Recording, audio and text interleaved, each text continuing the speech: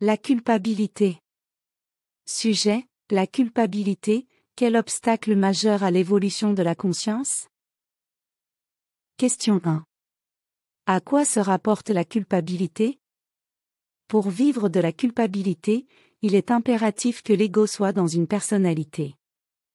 En fait, c'est l'entité primaire qui veut soumettre l'ego à sa personnalité pour la rendre plus tangible aux yeux de l'ego.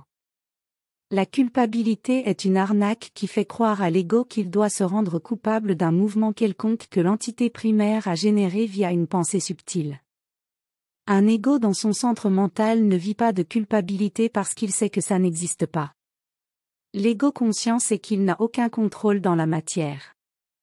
En réalité, si l'ego est dans son centre mental, il sera en phase avec son esprit, dans le sens qu'il va marcher dans les pas de son esprit et les mouvements qui se matérialiseront seront intelligents.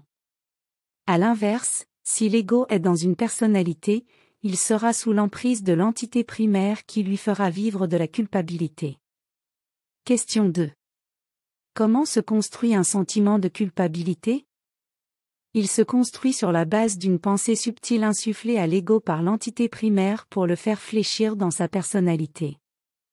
Le but de la culpabilité est d'animer la personnalité en faisant vivre à l'ego de la polarité, dans le sens qu'un jour l'ego est joyeux, puis le lendemain il est malheureux. La polarité est l'artère principale pour mettre en action l'ego dans sa personnalité. L'entité primaire gouverne l'ego via la personnalité. Elle le maintient divisé dans son mental afin de l'empêcher de rejoindre son centre mental. Ce faisant, l'ego reste coincé avec l'intellect, ses personnalités et l'entité primaire. Le problème avec un ego coincé dans une personnalité, c'est que ses yeux sont rivés uniquement sur sa propre forme. Question 3. Pourquoi est-ce que tout le monde ne vit pas de culpabilité? Toutes les personnes psychologiques ou inconscientes vont vivre de la culpabilité un jour ou l'autre dans leur vie. C'est inévitable parce qu'elles vivent à l'extérieur de leur centre mental, c'est-à-dire dans des personnalités. Quant aux personnes en éveil de conscience, l'entité primaire leur fera vivre un sentiment de culpabilité subtil, dans le sens que leur ego aura de la difficulté à déceler cette culpabilité. Les personnes qui ne ressentent pas de culpabilité sont celles qui demeurent dans leur centre mental, car ces personnes savent que la culpabilité, ça n'existe pas. Elles savent que c'est une pensée qui prend forme dans le mental lorsque l'ego lui donne de la valeur. Question 4. La culpabilité fait-elle suite à un mouvement polarisé que l'ego constate après coup? Premièrement, pour vivre de la culpabilité, il faut que l'ego soit dans une personnalité. Deuxièmement, il est vrai d'affirmer que c'est suite à un mouvement polarisé que le piège de la culpabilité se referme sur l'ego à cause de son intellect qui a rationalisé l'événement généré par l'entité primaire via une pensée subtile. Comme je dis toujours, l'ego est dans son centre mental, dans le présent, où il est dans une personnalité. La culpabilité prend naissance chez l'ego parce qu'il ne comprend pas la règle de 3 dans son mental qui contient le passé, le présent et le futur.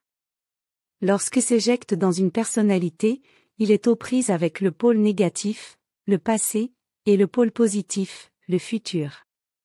À ce stade, l'ego ne sait pas que le présent est la porte pour entrer dans son centre mental.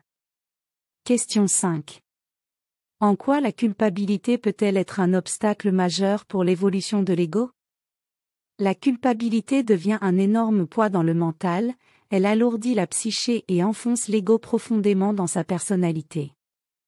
Il faut savoir que la culpabilité n'est rien d'autre qu'une auto-évaluation d'une expérience que l'entité primaire a fait vivre à l'ego.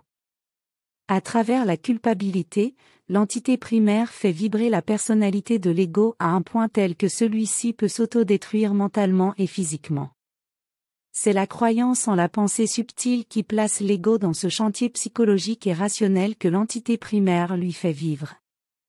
La culpabilité est une signature polarisée de l'entité primaire pour maintenir l'ego dans cette réalité alternative. Fin de la vidéo avec l'intelligence artificielle au service des chroniques MTC.